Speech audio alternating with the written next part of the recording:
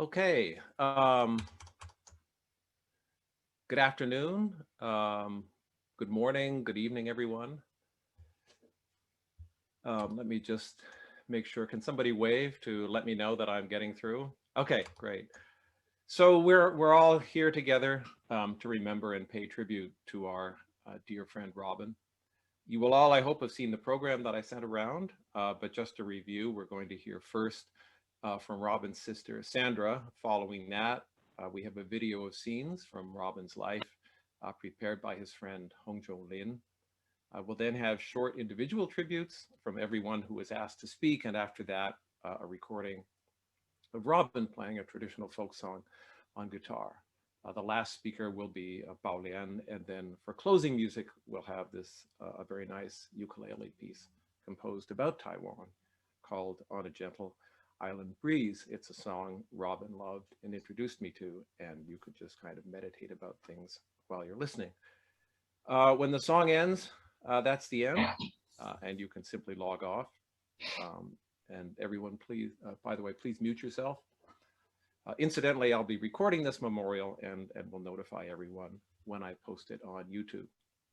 So to begin with, let's hear from Sandra. Hello, everyone. Can I be heard? Am I okay? Yeah. So thank you to everybody for coming to celebrate Robin's life. And a special thank you for Don for having organized it and taking so much trouble. There'll be many tributes today to my brother's Robin's life as a courageous champion for human rights in China. My own tribute to him is for the wonderful brother that he was to me, supportive and kind and interested in everything I did. Although he was 4 years younger than me, in many ways he felt like an older brother. He was just such a great friend and brother to me, and I will miss him so much. Although we lived most of our lives on separate continents, we always kept in touch, and the advent of Skype meant that we were able to talk to each other about anything and everything regularly and for hours. We never fought, and we always cared deeply for each other. I didn't fully realize until he was no longer here just how important a figure he had always been in my background. A rock, really. I think our parents' difficulties cemented our close relationship very early on in our lives. Music, especially folk music and sacred choral music, was fundamentally important in Robin's life, and we shared that interest. Robin was obsessional about his wonderful hi-fi setup, and he would talk endlessly about the latest gadget he'd bought, which would enhance his experience of listening to the music he loved so much. He also loved mending things, especially his guitars, and he said he sometimes thought he would have liked to have been a luthier. I think the attraction of working with his hands was a calm contrast to the emotionally and intellectually demanding work in human rights that he'd been involved in for so many years. Having more or less won his struggle with the cancer that had so seriously afflicted him 10 years ago, and at which point he was told he probably had a year at best remaining, he should have been looking forward to many happy years of retirement with his great love, Bao Lian, in the house which they both adored, and the wonderful garden that they were planting. A good life, listening to music, cycling, going for walks, and enjoying what they had together created. A future which was cut short by this sudden and unexpected descent into a terrible life-threatening illness, something that should never have happened. Just before he died, our first grandchild was born, and he would have so loved watching baby Oscar grow and develop, just as he had loved watching my own children grow and develop when they were little. He was always so interested in them. When Robin went off to study in Beijing after he graduated, we wrote to each other regularly. I kept all those thin airmail letters, and I still have those fascinating accounts of his life there at a time when China was truly a foreign and alien place. I was so proud of him. My brother was a tremendously strong person, but at the same time, extraordinarily vulnerable and prey to anxieties. It's to his endless and immense credit that he lived such a full and demanding professional and personal life in spite of those difficulties. And I admire so much the way that he got through the cancer. He never allowed it to dim his positivity, and his attitude was always, I'm a fighter, Sandra, I'll get through this.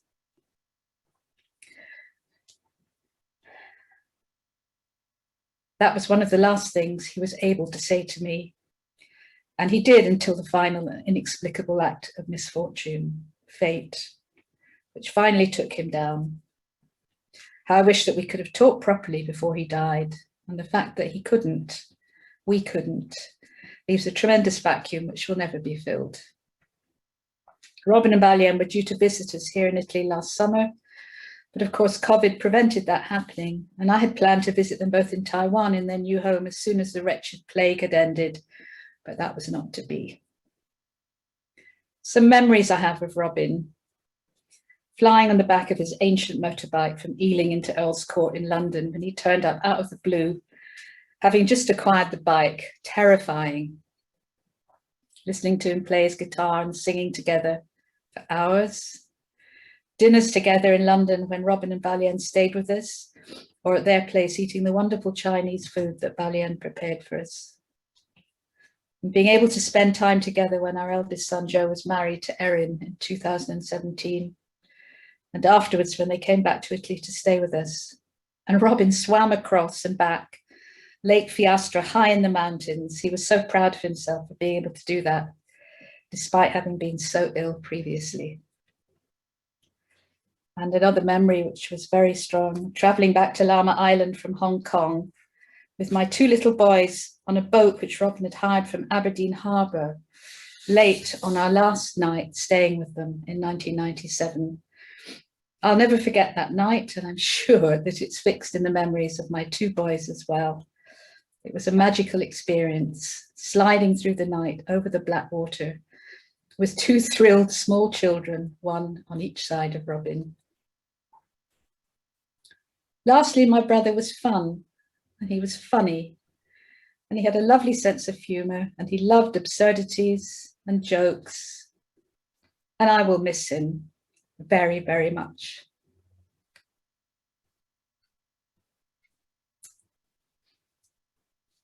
Thank you, Sandra.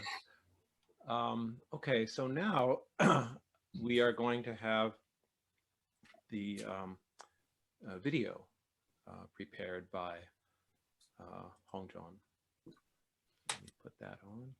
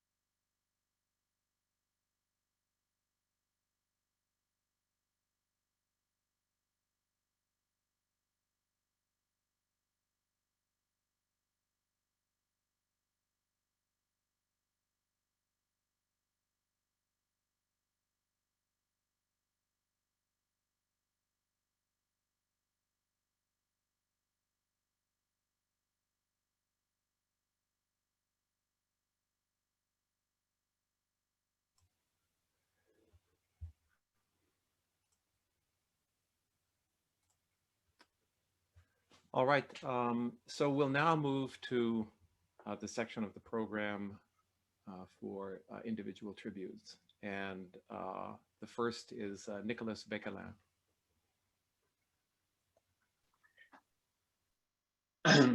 Thank you, Don. Hi, everyone. Can you make a gesture if you can hear me? Thank you.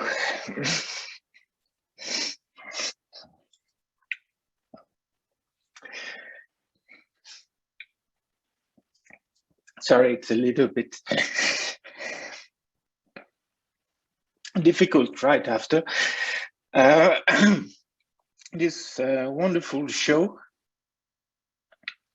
Robin had such a life and so many friends, and it's really wonderful to see you all here for this occasion.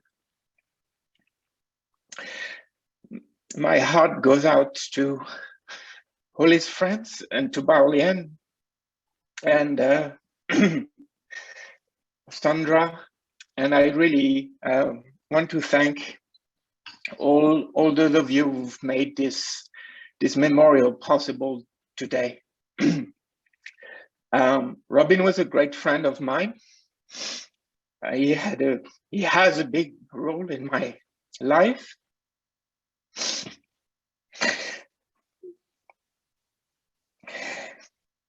And I've written about all the qualities I think he had: his formidable intellect, married with his extraordinary kindness and care for other people, his so deeply held belief in people's dignity and the need to respect that dignity. And that drove his work and his life. Robin was always one. He was not different to one person or to the other, or to one expression or one position he took. That's really an extraordinary quality of his.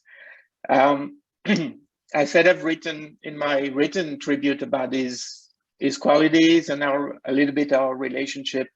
There's one thing I didn't mention, maybe enough, is his joie de vivre, his ability to enjoy life, the big things, the small things, and his ability to laugh about serious things and funny things. And one memory that has stayed with me in recent days was in Taiwan with him. We were at his house, his and Baolien's house, and I don't know how, but we came to be laughing so much, laughing and laughing and laughing, and we had tears in our eyes. And he said, "Nico, stop, I just had surgery. I cannot laugh like this." But we have, every time we catch up, we had so much to say and so much we wanted to share, and so much joy and laughter. And it was wonderful to see him. And I think for me, Robin is not gone. He really isn't.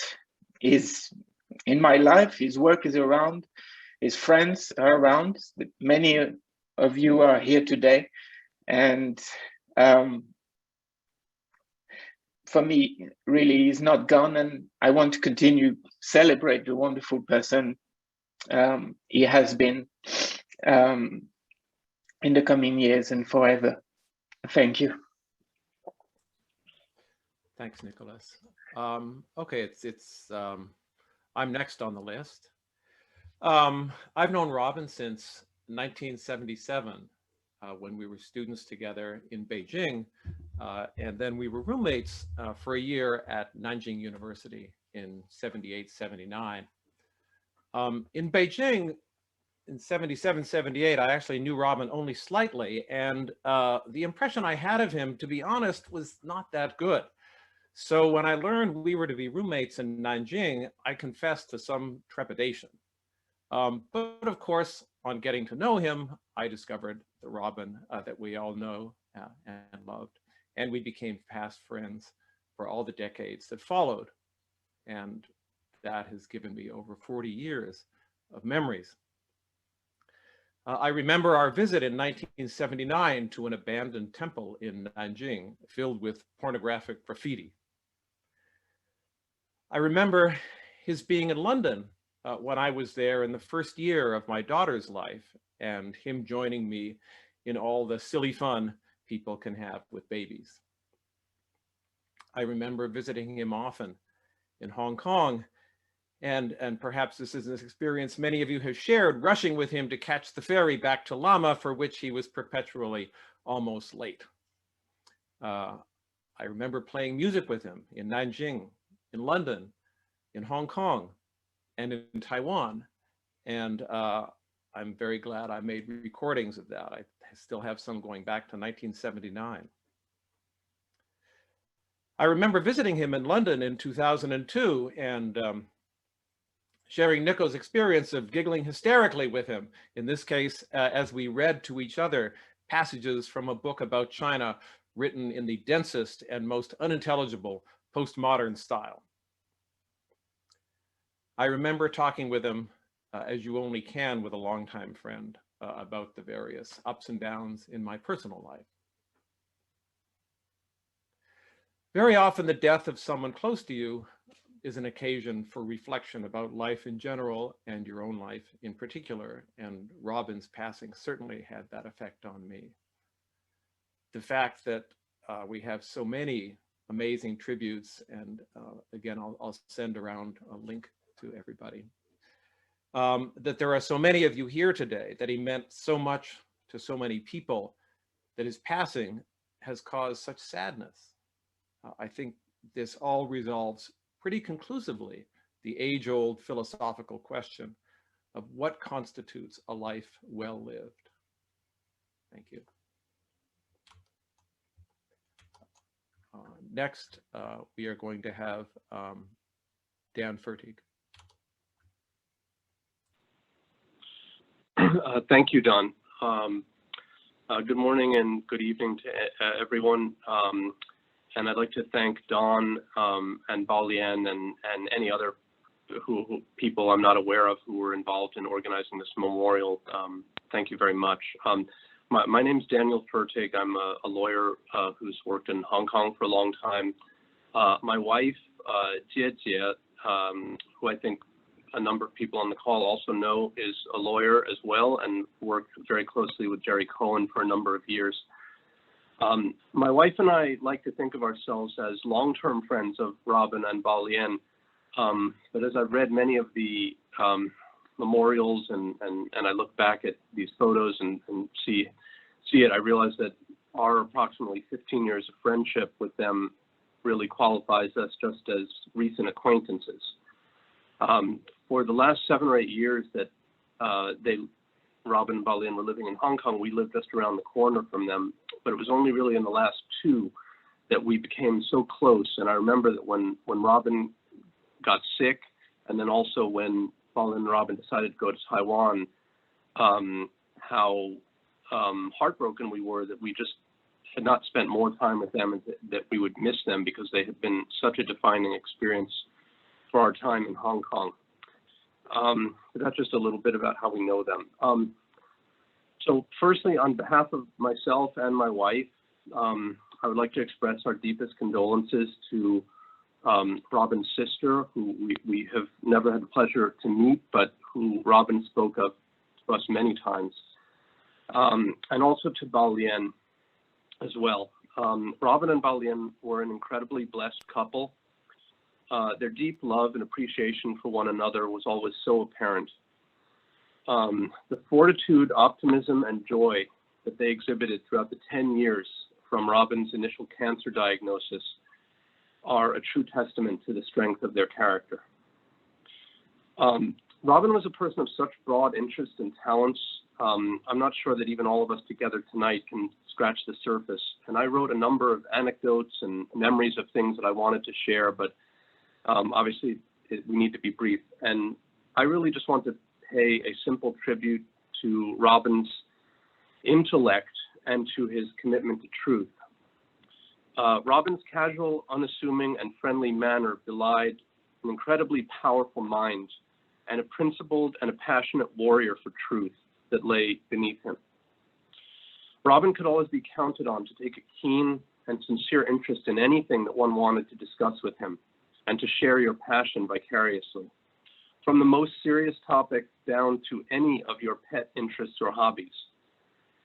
And he would always bring his keen intelligence to bear in discussing it and to help you think through any problem that you had.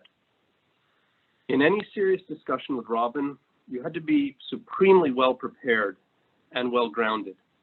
Robin did not allow the slightest logical error, flaw in reasoning, or other deficiency in thinking to pass by unanswered or unaccounted for. It was always a pleasure and also humbling to experience the power and the clarity of his mind. You always knew that he was listening intently to what you had to say, and that he cared for both the person and the ideas. The quality of mind and passion for truth made him a truly formidable intellect, a powerful advocate in his work, as well as a teacher and an aid to so many friends, colleagues, and acquaintances. There are many stories and memories that we would love to share if there were time. Robin, we sorely miss you. Thank you. Thank you, Dan. Next we have Hong Ying. Hello everyone. I just fly to Shanghai for quarantine. I'm in China now.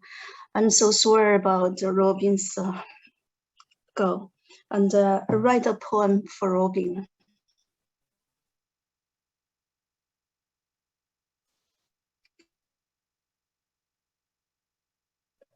世间万物给 Robin 听，风很轻，轻得像在黑夜，像在天上闪烁的星辰。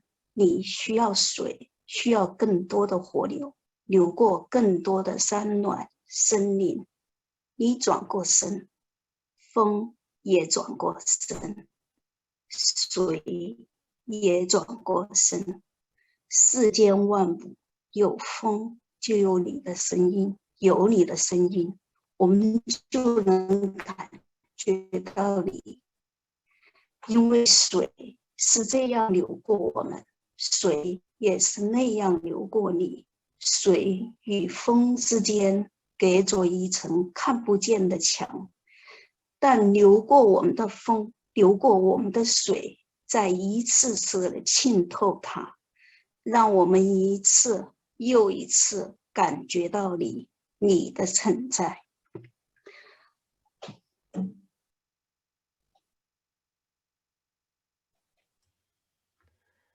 Okay, thanks very much. Okay. Let me just remind people, because not everybody knows each other, so just a sentence or two at the beginning to tell us who you are and your relationship with Robin. Okay, next, John Cam.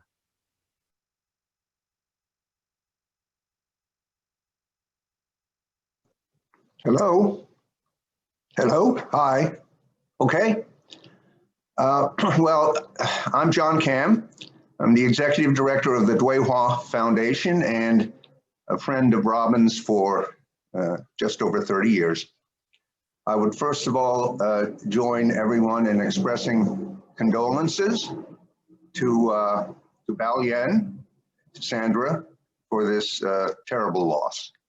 And I want to say thank you to Don for organizing this very moving memorial. Now, I want to stay to the time limit. So I'm going to tell you how I, in fact, first met Robin. We met in early 1991. We had breakfast together in the coffee shop of the Hilton Hotel in Hong Kong, bottom of Garden Road. I advanced the preposterous idea that a business person could be an effective advocate for Chinese prisoners.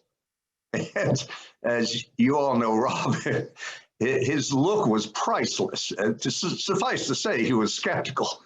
All right. So we parted ways. A few weeks later, Robin called me and he said, okay, John, here's your chance. Here are the names of 2 young men who are currently in a detention center. And okay, here's your chance. Go for it. It so happened I was meeting with a senior official of the state council that afternoon, and I brought that piece of paper with me. It was to be my very first list. They were released. We celebrated. That was the first of many cases that Robin and I worked on. We would see each other always in Hong Kong. I'm not going to say every day, but pretty much. But later, not so much. He came to see me in San Francisco. I went to see him in Taipei. When we saw each other in Taipei, Xi Jinping had already assumed power. Robin and I took a walk, and Robin was prescient. He said, "Dark clouds are gathering. It will get worse. You should retire now while you can." And he went on and said that you did what you said you would do. And nobody believed you. I stopped him and I said, "You believed me. The only person who believed in what I was doing." And now he is gone. A former British foreign minister famously said that the lights are going out all over Europe. I would say the lights are going out all over Asia. And now a leading light has passed. We will not see the likes of him. As was said of Abraham Lincoln on his deathbed, now he belongs to history. Thank you. Thank you, John. And now Barry King.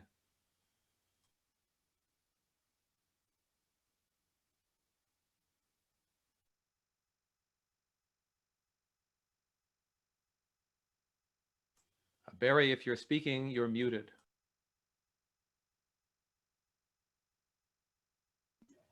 Sorry about that. Got me now? Yes, you're fine.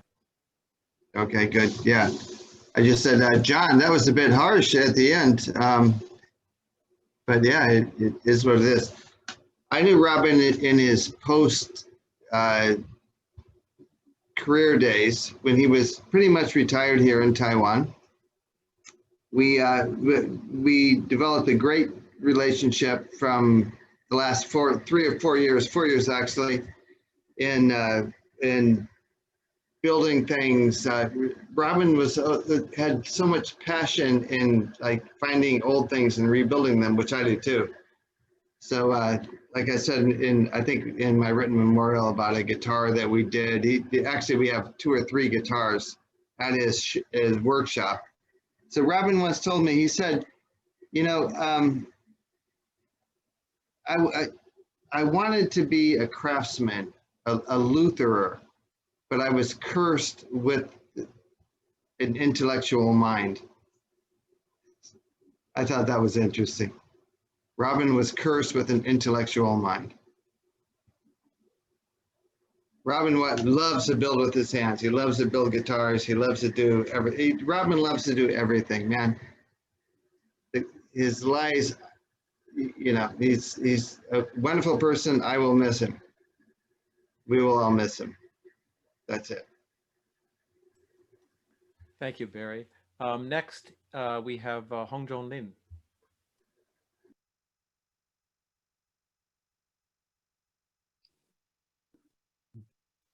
Hi. Thank you, Don and Sandra, to organize the memorial. As I look through Robin's photograph, I feel that I have known you from Robin and how deeply you were caring and loving each other. Of course, my condolences also go to Baolian. Robin and I first met in Brooklyn Heights, New York in 1995. I was a student at NYU earning my doctorate back then. It started with a dramatic, almost incomprehensible moment. As soon as we greet each other, he fainted. Later, I know that he was working in library for days and nights. Immediately, Robin won me over for his diligent, hardworking personality. I do have a great luck that Robin and Bao moved to Taiwan and live in my neighborhood. I think I have this great luck for the stolen time of his last stage of his cancer. Robin was always bright, brave, and brilliant. I could not tell that he was even sick when we get together. We share our interests together: music, guitar, stereo, art, and literature. Robin shared. Robin had a great heart, as I know his friends, family always enjoy his kindness and generosity. Last night, I was replacing my guitar string, an old Yamaha guitar made in Taiwan in the 70s. It was my first guitar and was almost broken. Robin took 6 months to fix that Yamaha, reflated, repainted, fixed an extra soundbar in the body, lots of detailed work. When I got the Yamaha at the day, I was jubilated and feel like it was my first day that I got this guitar back in my high school days. Joy, happiness, that's what Robin can give to us. This is only a single occasion among the countless. I cannot express in words how Robin could give and can be still given. As last night, when I unwound these strings, I realized they were stringed by Robin. I saw how meticulously they wrote the string in the perfect order and also in this orthodoxical clockwise direction. Robin shared his love to others.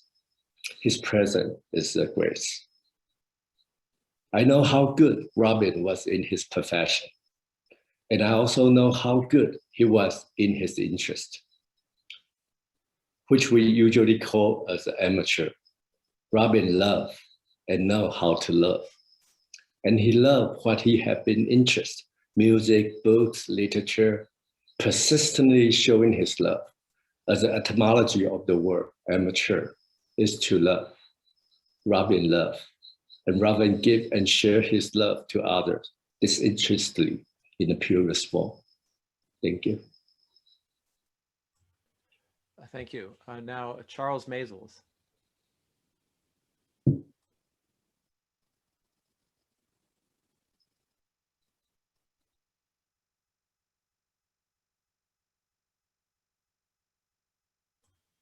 Charles, if you're speaking, you're muted.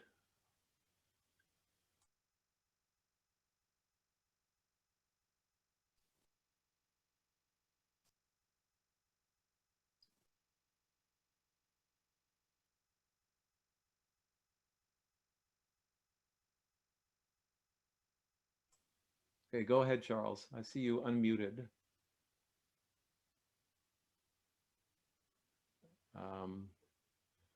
But we're not hearing you. Are you speaking, Charles?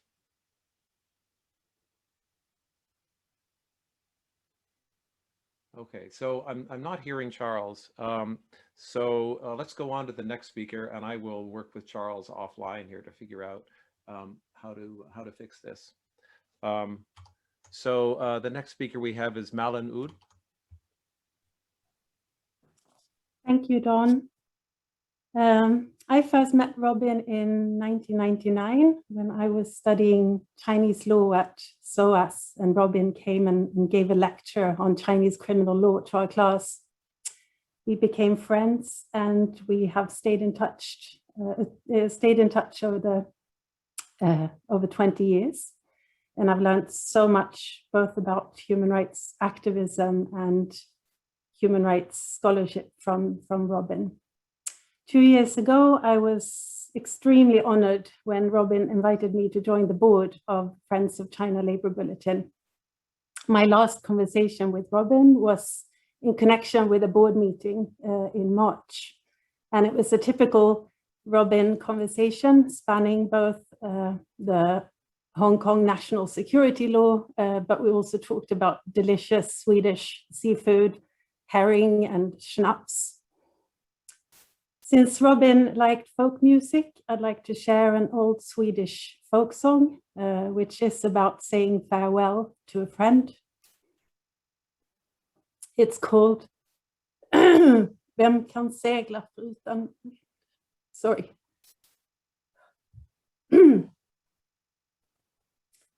I'll first read the lyrics in English and then try to sing it in Swedish, although my voice isn't very good and it probably won't carry me today. Sorry for that. So the song is called Who Can Sail Without Wind? Who can sail without wind? Who can row without oars? Who can part from a friend without shedding tears? I can sail without wind. I can row without oars, but I cannot part from my friend without shedding tears.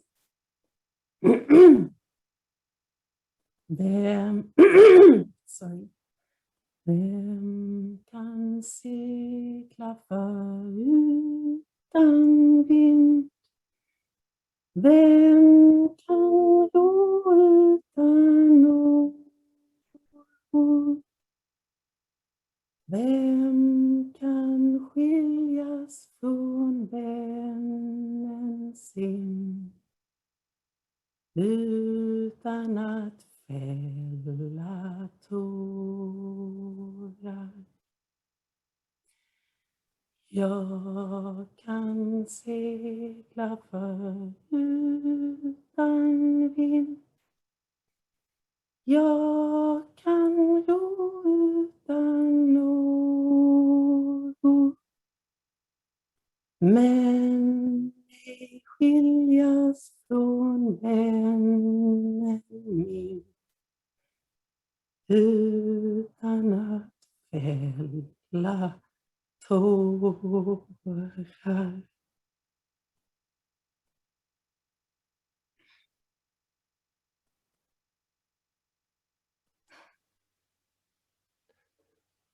Okay, thank you very much.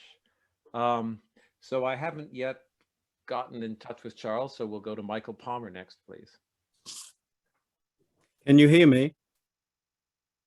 Yes. Good. Thank you for putting me on after Malin. It is nice to follow Malin, even though I can't sing, as she is a SOS China Law graduate and a China Labour Bulletin supporter. So hello, Malin. I maybe met you 22 years ago and haven't seen you since. Anyway, I'm Mike Palmer from SOAS School of Law and from Hong Kong U Faculty of Law, and greeting to friends, old and new and newly discovered, attending this moving event. And my sincere condolences to Bao Lian, Sandra, and Robin's other kinsfolk and close friends. So I got to know Robin in the late 1990s when he was thinking about moving from politics to law at SOAS as part of a revived interest in a PhD that he was doing at SOAS. And I was his PhD supervisor. And I would say 95% of the time, our relationship was fairly smooth. Robin is very knowledgeable, very clever, and a good writer. The 5% disturbance, as it were, was simply in the conclusion where I felt he was being excessively modest and not shouting out enough to the reader the value added of his findings in terms of human rights development or non-development in China. Anyway, his dissertation was, with just a little reworking, published as one of his several books under the title China's Psychiatric Inquisition. And he also published a very fine article, which still is on my reading lists, in the early days of the Journal of Comparative Law. I will remember Robin as a fine scholar and an impressive activist in the field of human rights in China. I remain impressed with not only his work at Human Rights Watch, but also with the China Labour Bulletin, and I continue to refer students working on issues of human rights in China to the China Labour Bulletin website. And last year, the Labour Bulletin even took in as an intern one of my students.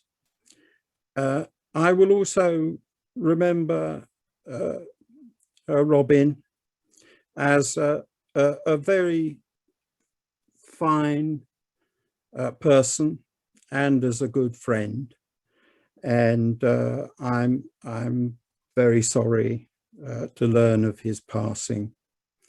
And finally, I thank all those who made this memorable day happen. It's something that I will recall for a number of years to come. Thank you very much. Thank you, Mike. Can we try again with Charles? Charles Maisels, okay? I see you're unmuted.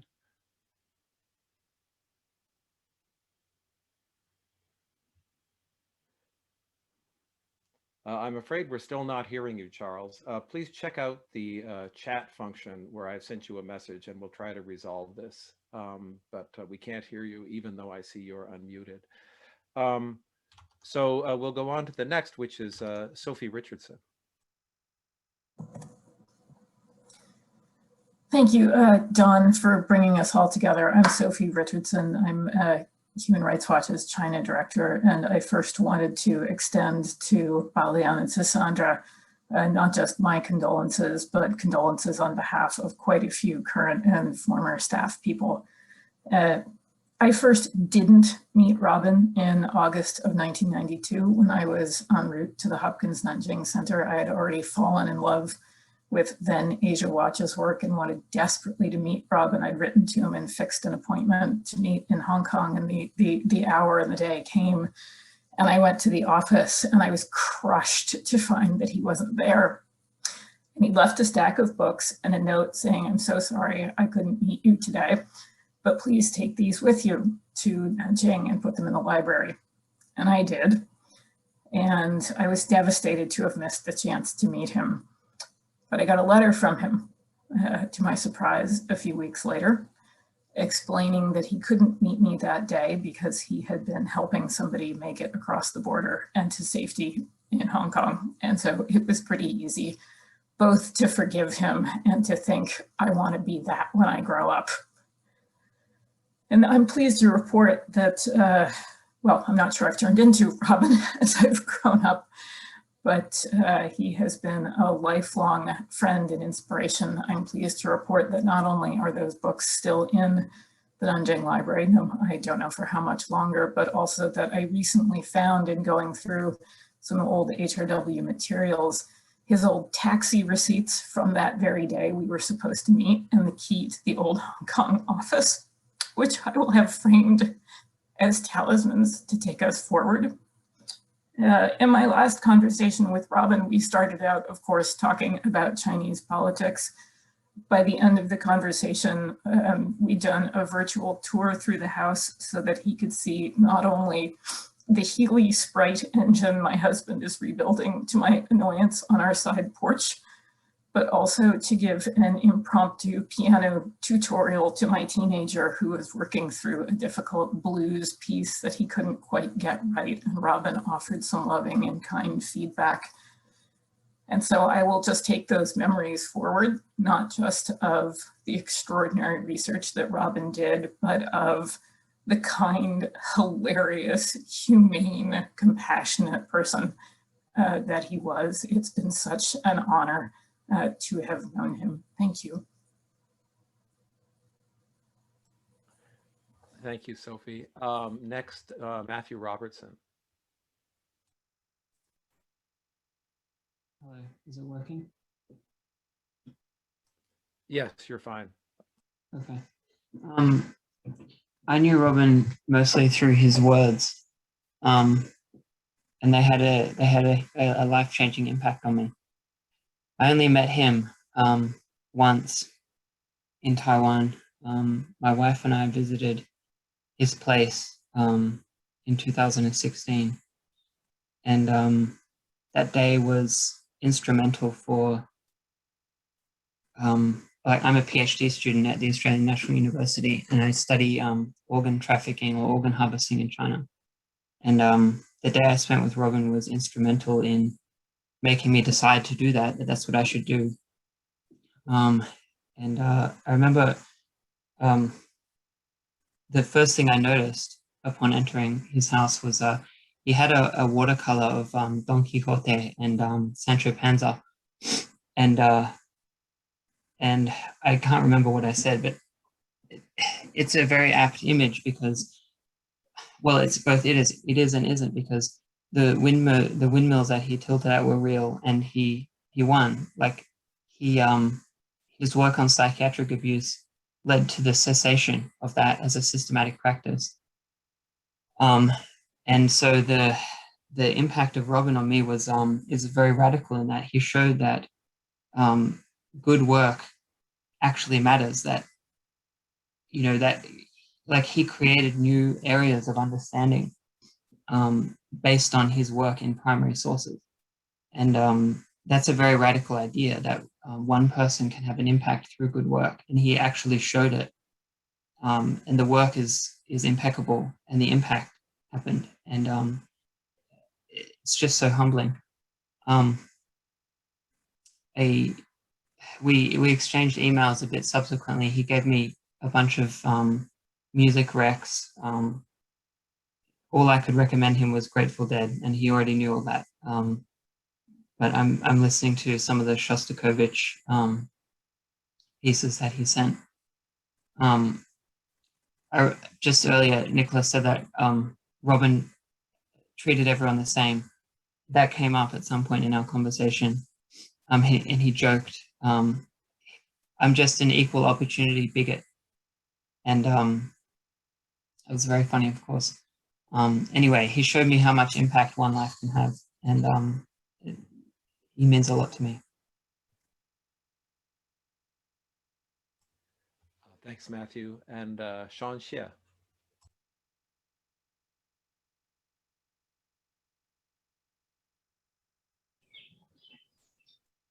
Hello, thank you, Don. I'm here with my wife, Betsy. And I just want to say thank you for, organizing this, both to you and to Pauline, and my condolences to Pauline and to Sandra.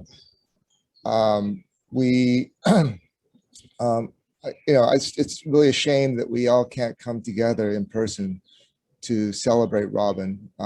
Somebody mentioned the word love with association with Robin, and I can't think of a better word, because Robin really truly inspired love from, I think, all of us. And it's too bad we can't come together, but at least we can come together on this Zoom memorial. Although knowing Robin's sort of famous obsession with digital and physical security, I'm not sure if he would be delighted or horrified that we're doing this on Zoom, maybe both.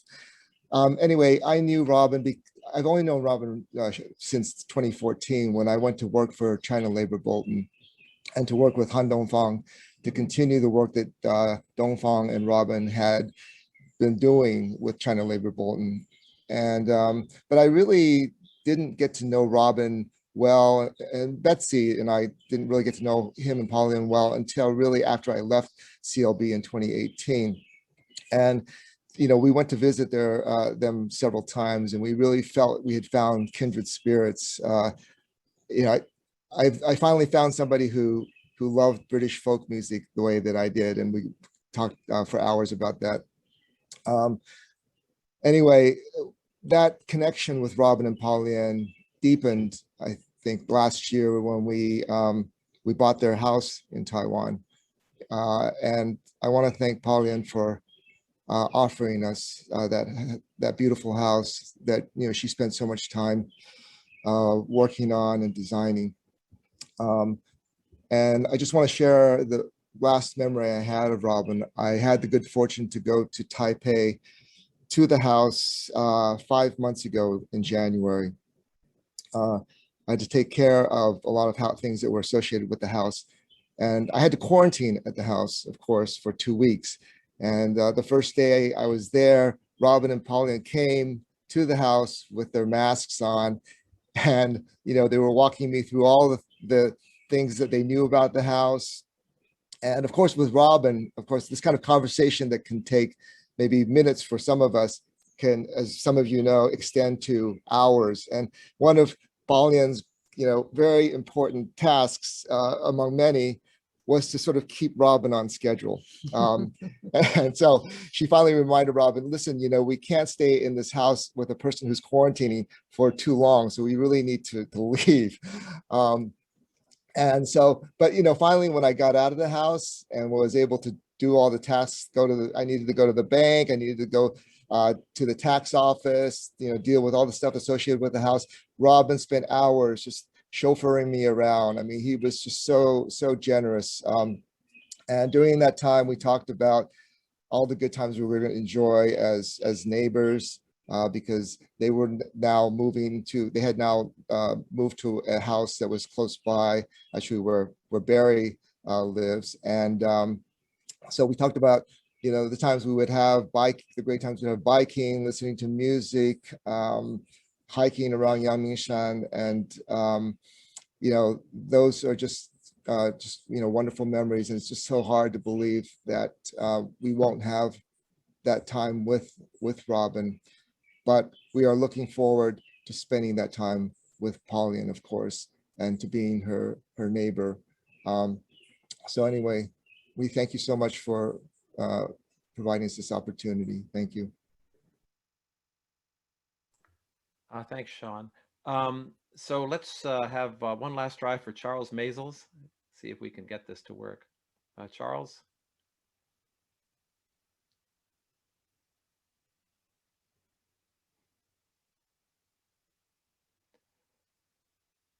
Okay, I see Charles is unmuted.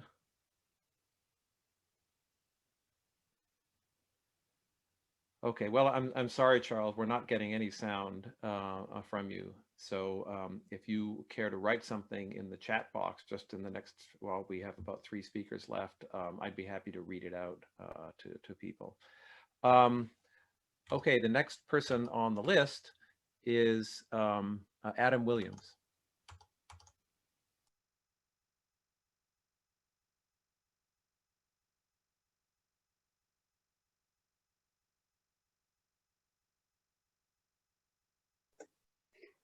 Hello, Adam is not in. I'm sorry. Oh, Yes, Adam is not down. here. No, I am here. Don't worry. Okay. Sorry. All right then. I nearly had Adam, to go ahead, please. Sorry, I was mute. I was just saying hello. I'm Adam Williams. Robert and I met 15 years ago when I became engaged to Baolian's friend Hong Ying, and she's now my wife. Actually, just yesterday on Zoom, I heard a historian talk about Flora MacDonald, a Scottish heroine who in 1745 saved Bonnie Prince Charlie from the Redcoats after his defeat at Culloden. And Flora was later imprisoned, and a jailer asked her why she had risked her life helping a rebel and a tyrant. She answered, but if I'd found you in such straits, I would have saved you too. Immediately I thought of Robin. He had the same selflessness, courage, and determination, sympathy for anyone suffering injustice or persecution, and the impulse to help whoever and whatever the personal cost, as we've heard. But I knew him only as a friend. It's rare in middle age to make new friendships as close as those of one's youth. Yet within half an hour of meeting, Robin and I were arguing as if we'd known each other all our lives. The rest of the time, we spent clowning wherever we met, in Hong Kong, in Taiwan, in Italy, in Japan. We went hammer and tongs, except when we amicably downed debate to listen to his fabulous music. How I miss him now. I'd like to read a poem by the Victorian William John Carey, mourning the Greek philosopher Heraclitus. It's a bit sentimental and old-fashioned, but so was Robin in his way. They told me, Heraclitus, they told me you were dead. They brought me bitter news to hear and bitter tears to shed. I wept as I remembered how often you and I had tired the sun with talking and watched him down the sky. And now that thou art lying, my dear old Carian guest, a handful of grey ashes, long, long ago at rest, still are thy pleasant voices, thy nightingales awake, for death he taketh all away, but those he cannot take. Farewell, Robin, my consolations, Balian and Sandra.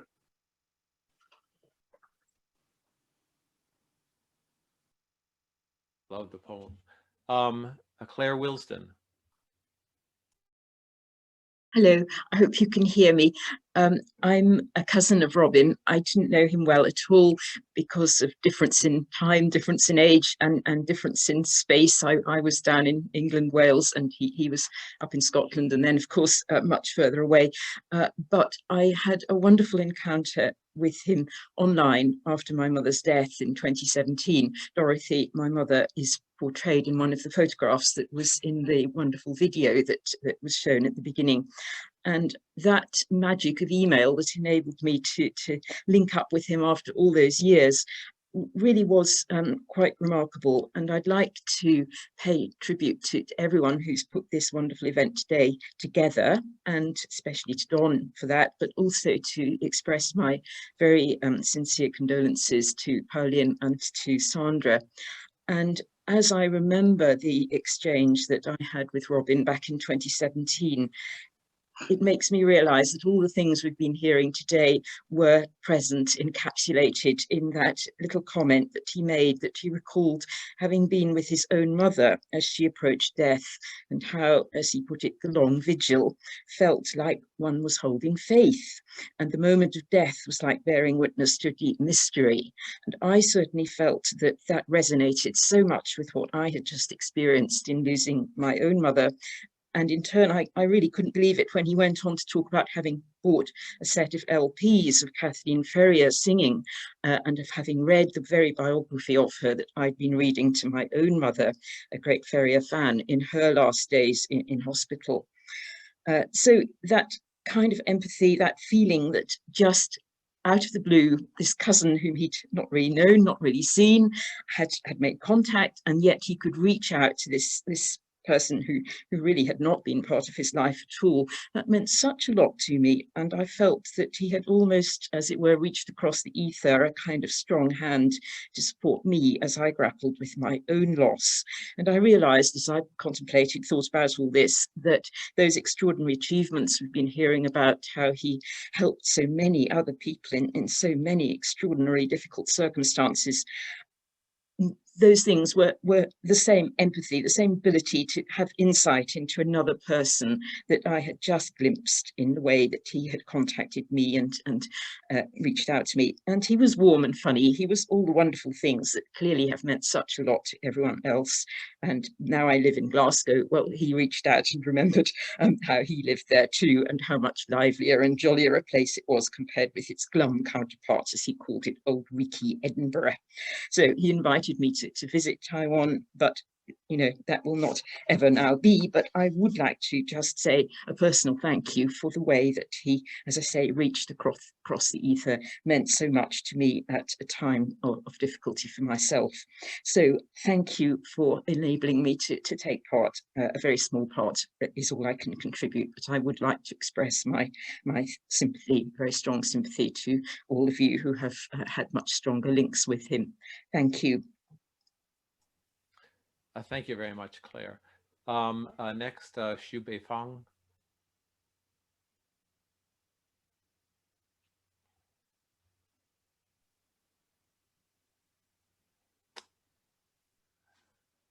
Okay, I'm not hearing anything, so we'll move to the next, Yang Hong.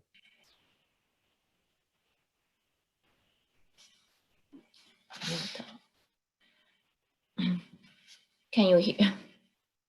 Yes, you're fine. Go ahead. My name's Rainbow. I'm here with my husband, John.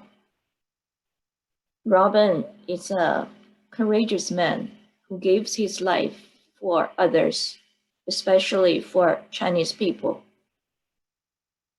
Robin is our hero. As a British scholar, Robin could have an easy, successful career, a safe and comfortable life. Yet he chose to live in Hong Kong, a sensitive place, for the freedom of Chinese people. He presented his love, kindness, compassion, wisdom, generosity, his humor, knowledge. His courage amazed all who know him, including the Chinese government officers.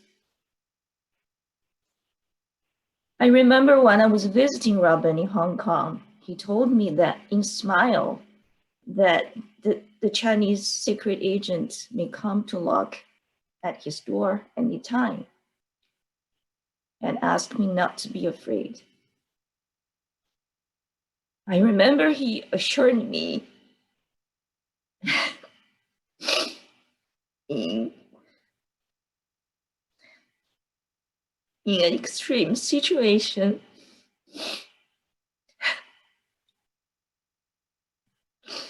I know it is difficult, but I will not give up.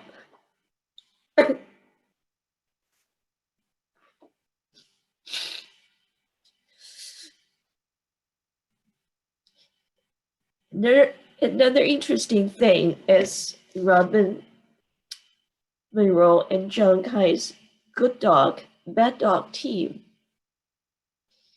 Together, they saved thousands of Chinese people's lives, from active political prisoners to innocent civilians, from adults to children.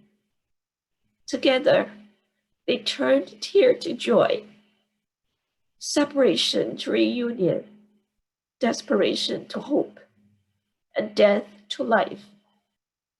Together, they bring light and strength to people in the darkness. Please join me to give thanks to Robin, the man who lives incarnationally and gives his life for the freedom of Chinese people.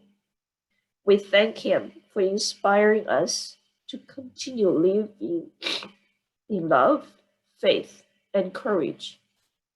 He will be remembered and loved forever. Thank you.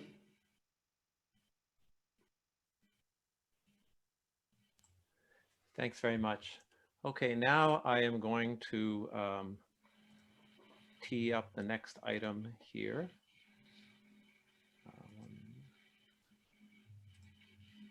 Okay.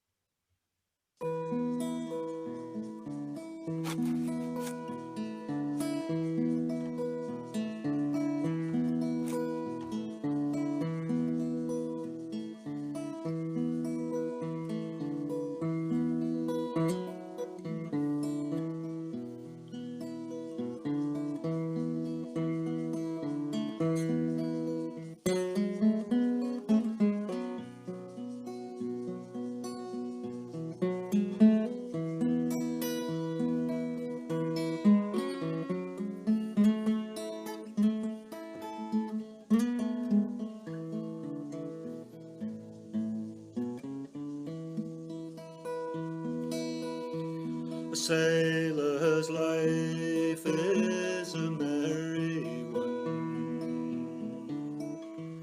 He robs young girls of their heart's delight, leaving them behind for to weep and mourn.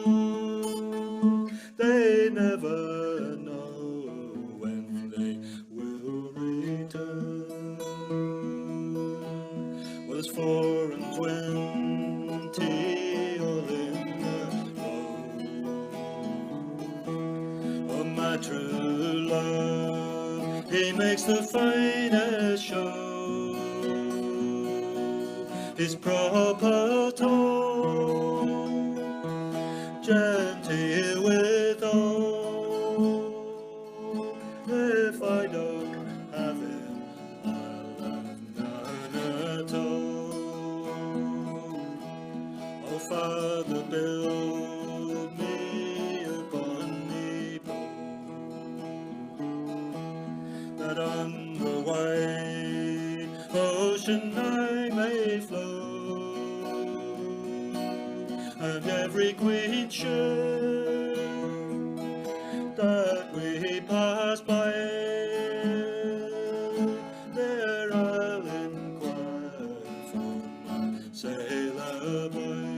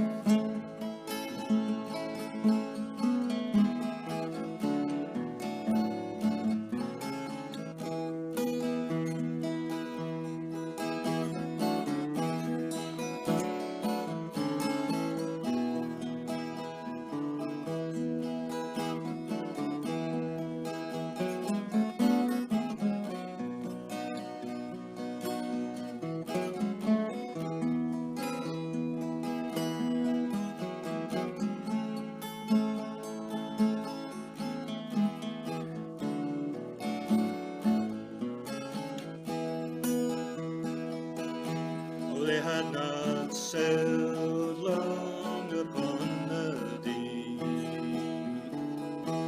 when a queen ship they chanced to meet. You sailors all, pray tell me true, does my sweet William sail among your crew? Fair maiden, he is not here, for he's been drowned, and we greatly fear. On yon green island, as we pass by, there we last saw your sailor boy.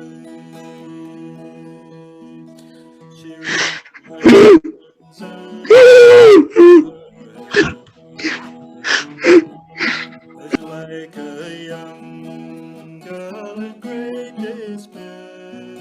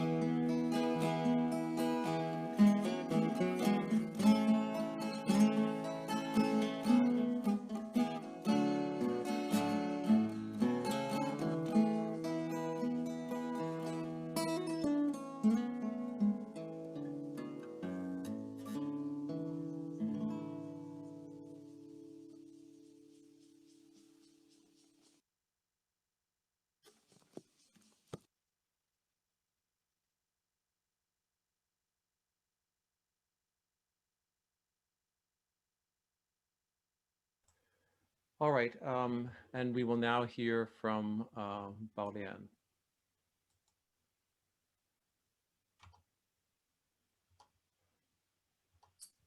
Yes. Can you hear me, everybody? Yes, we can hear you. Okay.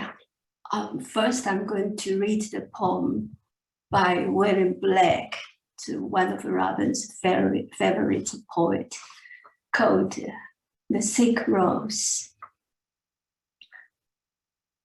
Oh, Rose, you are sick, the invisible worm that flies in the nights, in the hoaring storm, has found out the bed of crimson joy and his dark secret love. Does your life destroy it?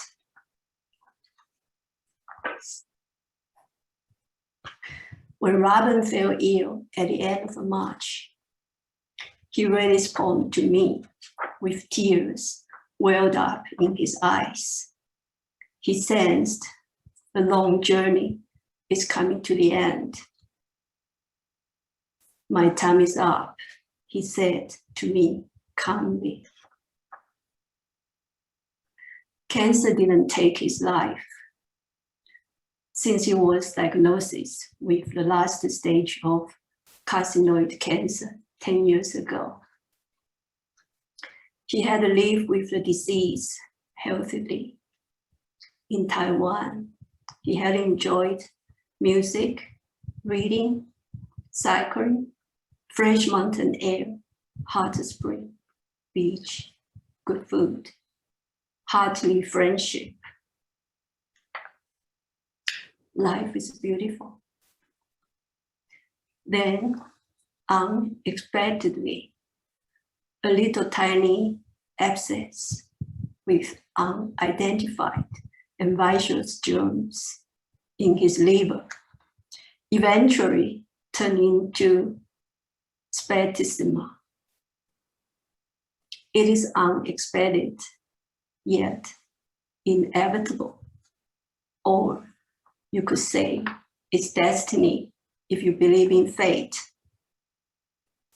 In his last day, under unconscious condition, he waited, and waited until the right moment. Then his heart stopped beating. It was May 19, 5:20 p.m. I was then told by a friend that 5:20 in Chinese pronounced as 我爱你, I love you. He left with peace and grace. As he said, he had no regrets. He did what he wanted to do in his life. And I'm lucky to have his company for 30 years. Thank you so much for all of you. It means a great deal to me and Robin to have you here. Special thanks to Don, who organized this room meeting and helped me, support me whenever I need his help. Same as Sandra. There are also two great friends who accompany me and Robin from the very beginning of Robin's illness to the very end.